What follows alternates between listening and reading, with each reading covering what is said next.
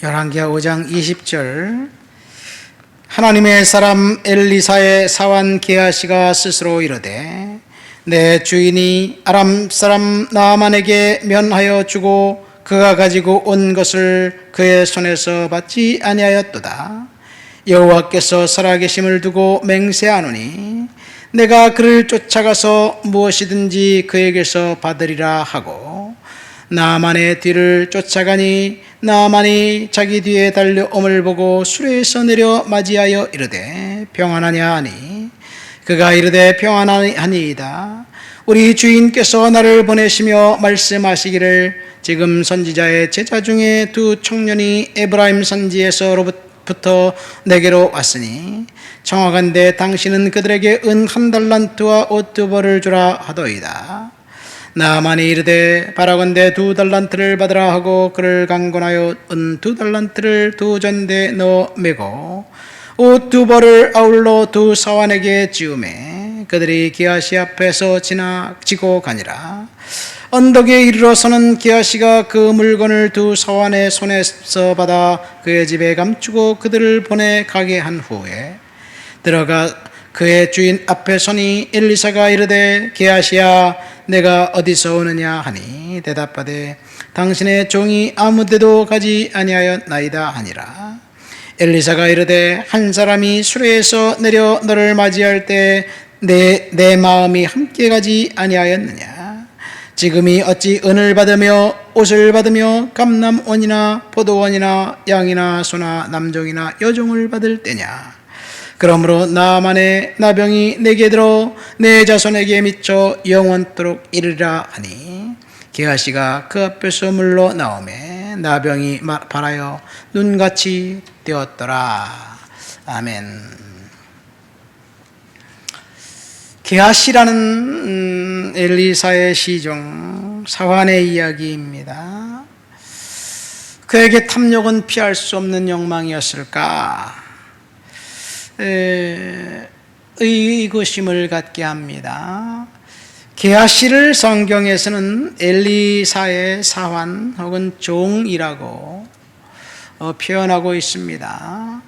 사환, 종하면 노예같이 우리가 생각할 텐데 노예는 아닙니다. 유대인 공동체, 히브리인 공동체에게 노예 제도를 하나님이 허락하지 않았기 때문에 동족들을 노예로 부리지 않았습니다. 또 엘리야 선지자와 엘리사 선지자가 열왕기 하에 보면 선지 학교가 있었고 선지 생도들이 있었습니다. 그 시대는 아합왕의 시대, 아합의 아들들의 시대, 예후의 시대였기 때문에 영적으로 굉장히 혼탁한 시대였습니다.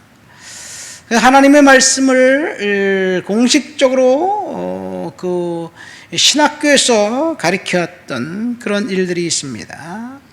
근데 성경에는 선지 생도의 아내 혹은 선지 생도, 엘리사의 사환 이런 표현을 씁니다. 선지 학교에 선지 생도들이 많았지만 이름이 밝혀진 사람은 딱 한 사람 게하시밖에 없습니다. 그러니까 게하시는 선지 생도 중에 으뜸이 되고 탁월한 사람. 그래서 그 사람을 엘리사는 자신의 사역의 동역자로 함께 데리고 다니면서 이제 그와 함께 사역을 합니다. 그래서 엘리사의 수제자였던 것이 게하시의 신분이 아니었는가 생각됩니다. 수넴 여인의 아들 과부를 살릴 때 게하시는 거기 있었습니다. 마치 가룟 유다가 예수님의 사랑을 받았던 제자였던 것처럼 게하시는 엘리사의 수제자였습니다.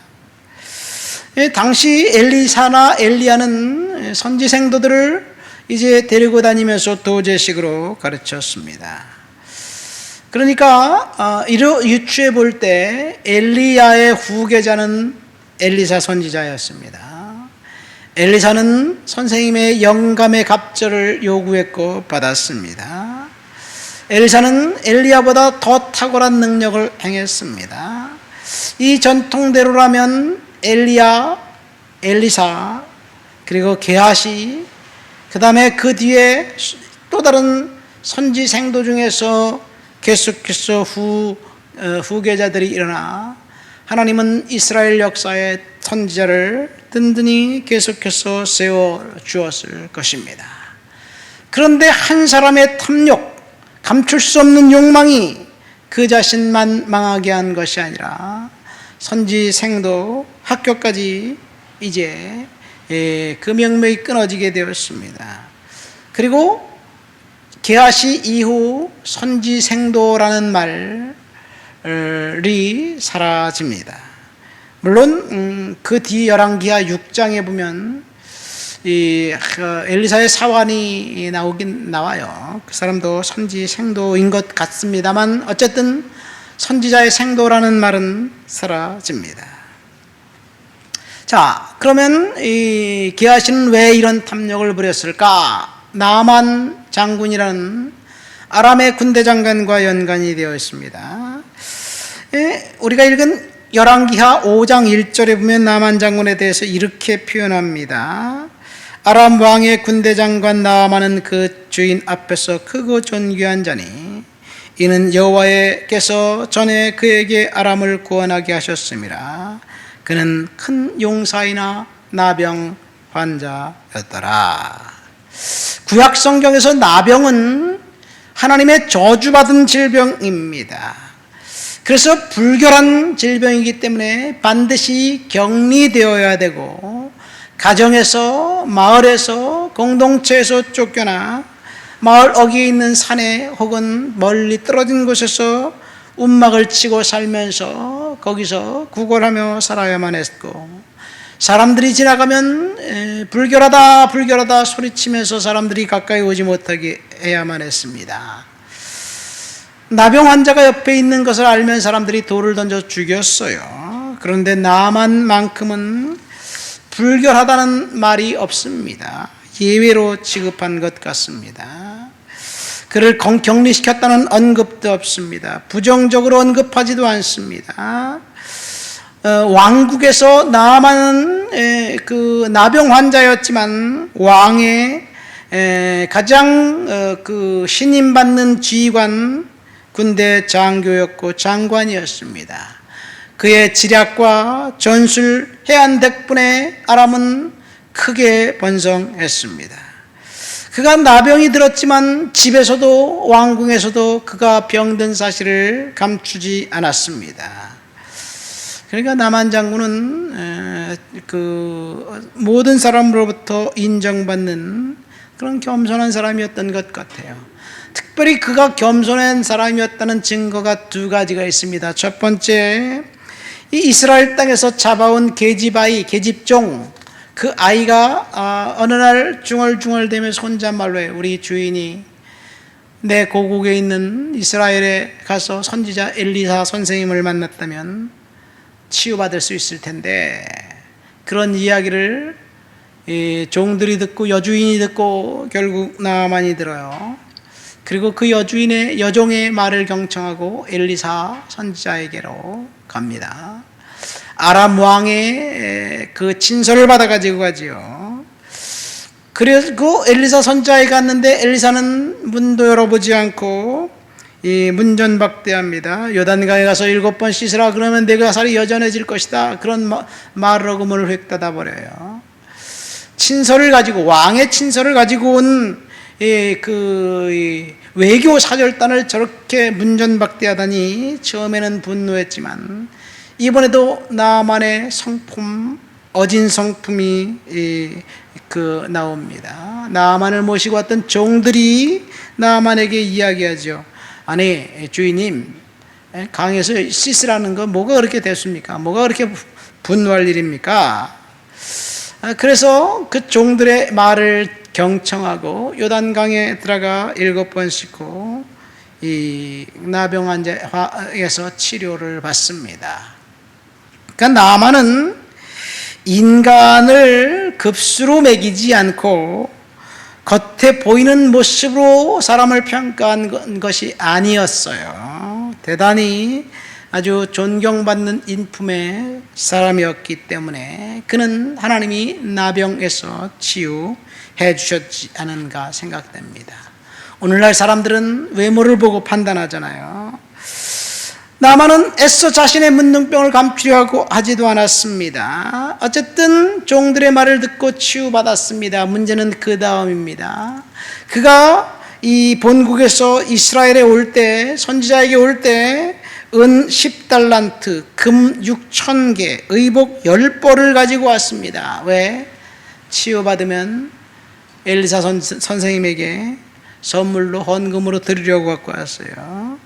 그런데 엘리사는 한 푼도 받지 않고 거저 보냅니다. 아무것도 받지 않습니다. 여기서 우리가 알 수 있는 것 한 가지가 있죠. 하나님의